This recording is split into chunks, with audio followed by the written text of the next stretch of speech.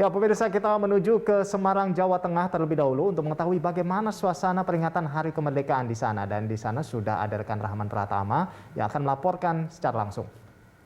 Iya, Rahman, bagaimana perayaan peringatan Hari Kemerdekaan di Kota Semarang saat ini?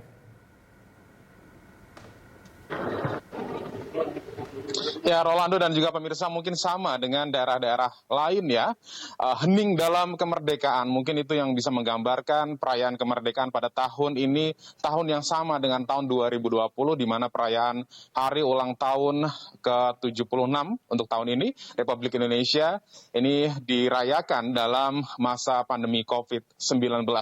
Jadi kalau biasanya ada suara-suara teriakan, kemudian tertawa di setiap gang perkampungan di Kota Semarang dan juga di Jawa Tengah, namun tahun ini nampaknya sunyi, hening dan juga sepi karena memang semuanya dalam masa pandemi, dalam keterbatasan, dalam pembatasan kegiatan.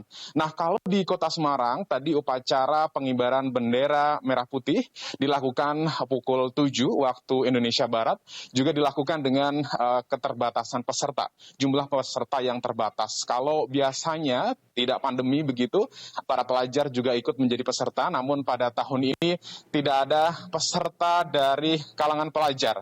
Hanya mereka yang terpilih menjadi pasukan pengibar bendera pusaka atau paskibraka yang kemudian hadir di pemerintah Kota Semarang, kemudian tadi bertugas untuk membawa bendera dan juga mengibarkan bendera di pemerintah Kota Semarang. Tadi yang menjadi inspektur upacara Wali Kota Semarang, Hendrar Prihadi, memberikan dua kisah yang barangkali bisa menginspirasi warga Kota Semarang. Yang pertama, kaitannya dengan cerita Bung Karno pada tahun 60-an, di mana Indonesia sempat mengalami kelangkaan pangan, dan waktu itu Bung Karno optimis bahwa dengan sumber daya alam, kekayaan alam yang dimiliki Indonesia, Indonesia tidak akan kekurangan pangan.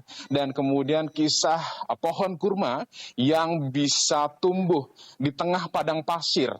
Dan itu juga diceritakan oleh Wali Kota Semarang untuk menginspirasi warganya bahwa dalam kondisi yang serba sulit, kondisi yang kemudian tidak pasti, masyarakat harus tetap optimis, selalu berinovasi, selalu berkreasi di tengah pembatasan yang dilakukan oleh pemerintah daerah. Masyarakat diminta untuk terus berjuang bersama-sama dalam melawan pandemi COVID-19. Setidaknya ada dua hal dalam perlawanan COVID. Yang pertama adalah menjaga protokol kesehatan dalam setiap kegiatan, terutama mereka yang beraktivitas di luar. Dan yang kedua adalah vaksinasi COVID-19.